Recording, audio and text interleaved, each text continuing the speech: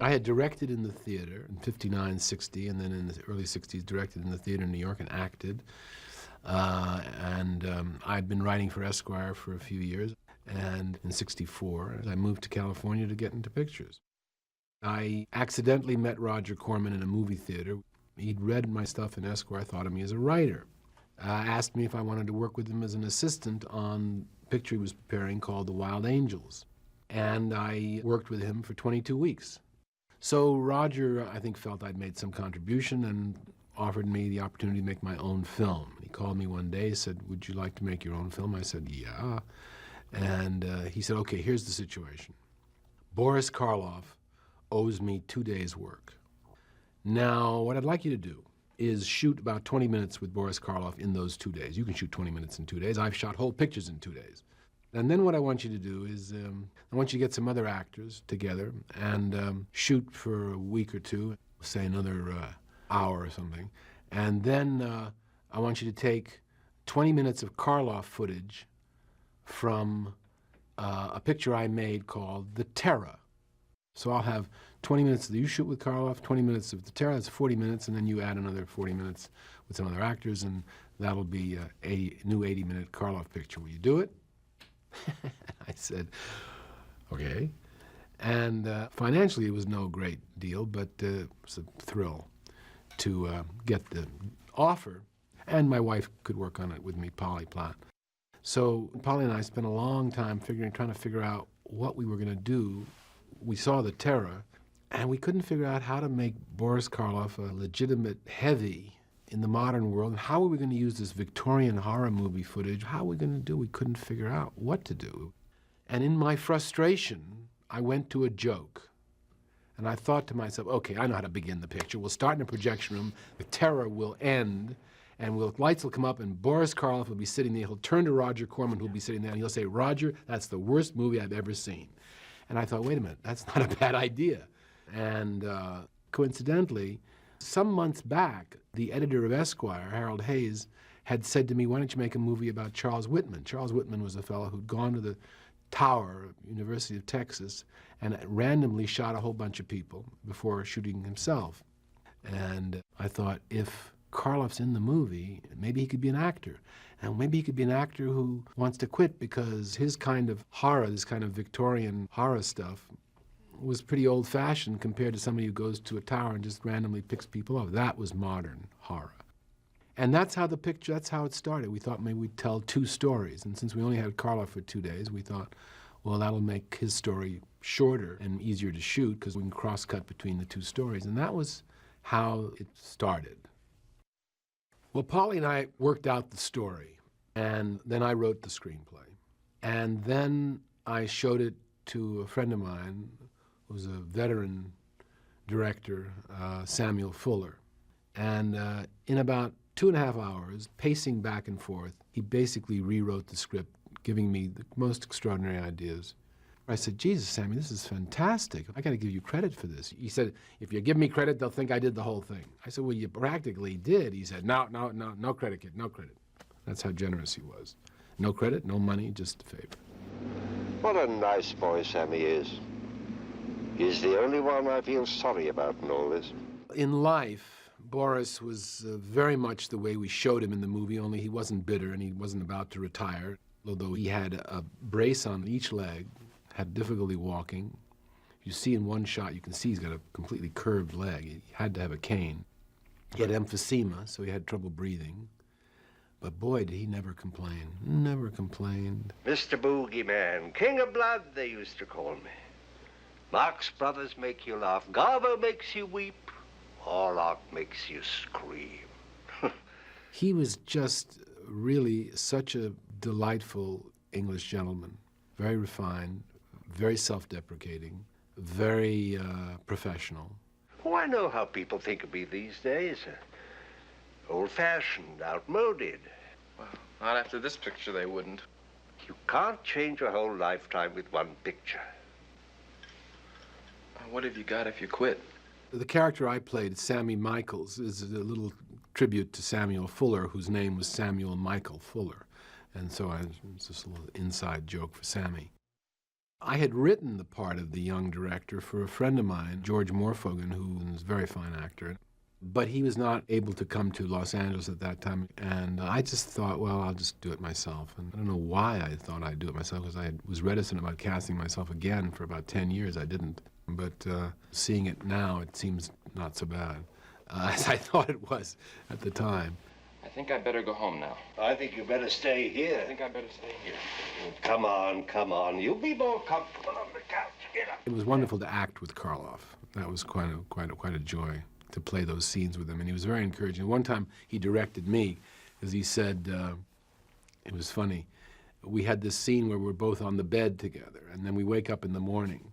It was written in the script. He wakes up, turns, sees Byron Orlock, Boris Karloff, is shocked, and then starts to laugh. So I said action, and we tried to do the thing, and it's very hard to laugh on cue, very tough. And I did it 2 or 3 times, and I kept screwing it up. I said, that's no good. And Boris finally turns to me slightly exasperated. He says, you know, just because you wrote it in the script that the character laughs doesn't mean you have to do it. I mean, you wrote it. You can also ignore it. I said, okay, thanks for the direction. And I did ignore it, and I just played like I was shocked. And we got it rather quickly. Huh? Have you gone mad? And then Boris added the joke when he sees himself in the mirror. Oh. Does a take on himself, which was very funny.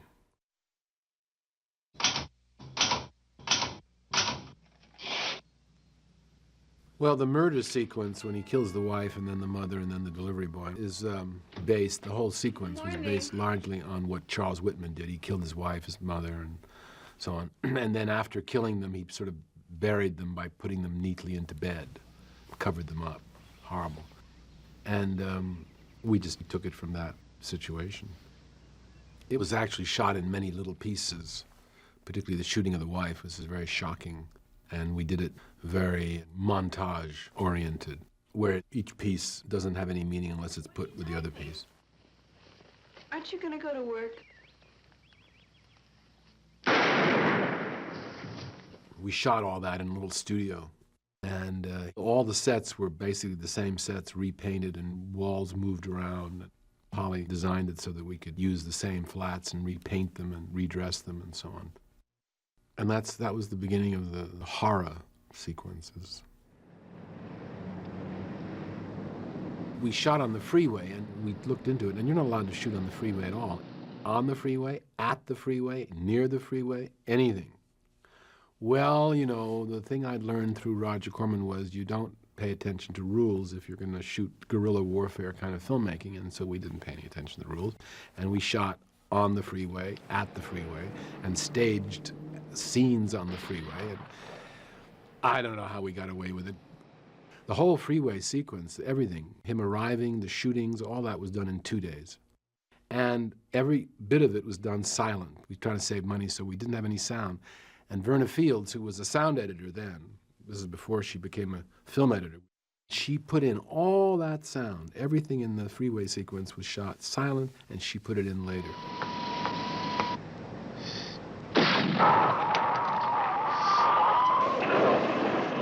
She had, I think, 28 to 30 tracks running at the same time. It was quite an elaborate job she did.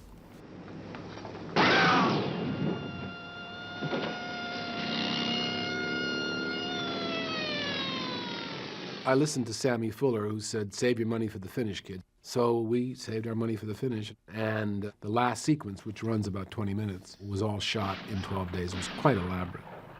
And we shot some test footage with no lighting before, at that same drive-in, in the refreshment stand, around the ticket booth, people leaving and coming and going. And we threw it all in. We used it all, every second we had. And it was shot in a real projection booth. That was the real projectionist, whose name happened to be Byron, which was weird. And we didn't have that many extras. We didn't have that many cars. We just had to make it look like we did. We shot all that over a period of 12 long nights. And we only had Boris at the drive-in one night. We shot everything with him in one night. Take care of her. Mr. Orlock! We finished the picture, and we thought it was pretty good, but Roger had a deal with American International Pictures, AIP.